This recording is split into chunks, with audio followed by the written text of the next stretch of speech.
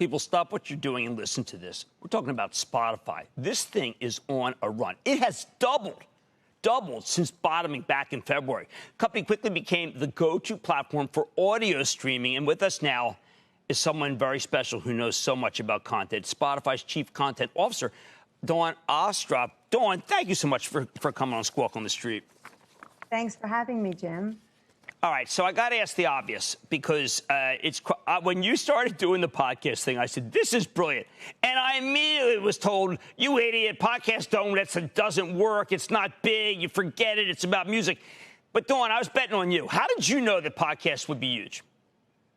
Well, it's interesting because when you look at the growth of the medium, it's hard to deny. And not only is it growing so rapidly, it's the fastest growing medium right now. And when you look at the median age of who's listening to podcasts, you'll see that it's the youth, the young generations that are really driving this trend. So the median age, as an example, on our platform is 26 years old.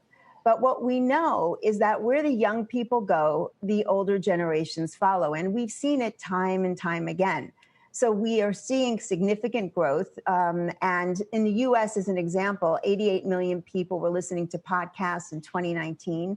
And its trajectory is to have 160 million listeners in just the next few years. So that's just in the U.S. alone. And podcast is really a global medium. Well, we've had Dan Lech on several times, and he is, I think, one of the most brilliant people around, but he is very data-driven. When you pick a Joe Rogan and you pay him a lot of money, I think you seem to have an ability to recognize how much someone is worth, because the stock spiked when you did that deal. How do you is it artificial intelligence that you know who is going to pop? Well, in Joe's case, he's been the number one or number two podcaster for quite some time, and he has millions of very passionate and loyal fans who we believe will follow him onto the platform. And Joe Rogan is not on Spotify right now, but yet he's the most searched podcast that we have.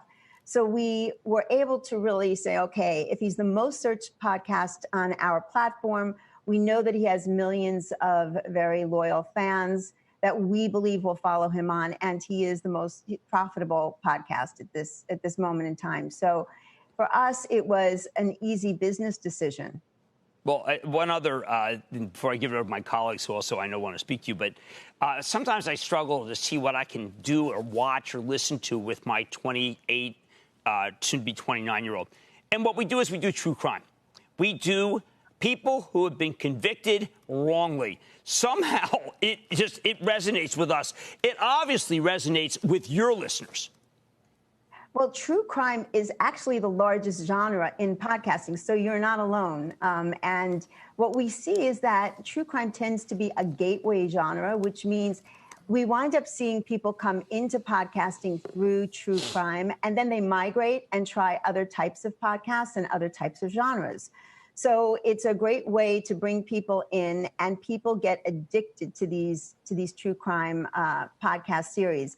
We actually acquired a company called Parcast about a year and a half ago, which is the leading producer of true crime genre, and their numbers have tripled since we bought them on the platform. So we do know that true crime is still growing, and there's a lot of room for innovation in that genre space.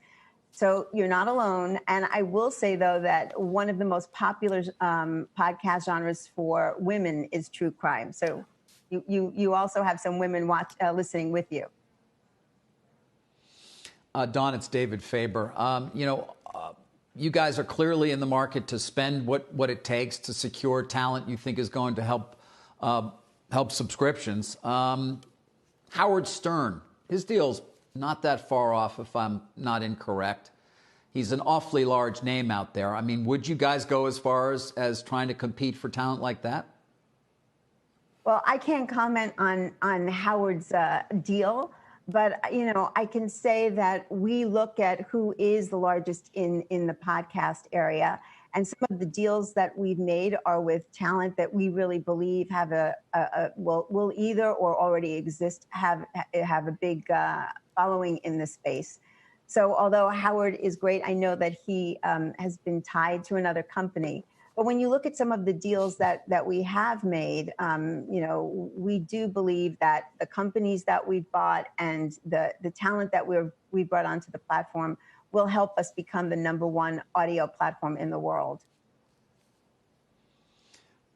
Dawn, when it comes to your deals with the record companies, the likes of Warner Music, for example, which we know 30% of its revenues or 27% are Spotify and Apple together, are those deals simply licensing deals where you're just paying as a result of playing the music, or are they getting a % of your subscription fee? Because I wonder if that's the case and your subscriptions are going up as a result, not of music, but of podcasting, would you need to rework some of those deals? Well, one of the reasons why we got into the podcast business is because we believe that there's a lot of growth opportunity on the podcast side. And when you think about our monetization, David, 90% of our monetization is on the subscription side, but 10% is on the ad side. And we do think that there's real growth opportunity for us in the ad space, particularly with podcasts. It's a business that has not been modernized. There's no digital access to data and to audience analytics for the advertisers. So that's been a real focus for us in updating all of the different ways in which there can be transparency on the ad side in the podcast business for growth.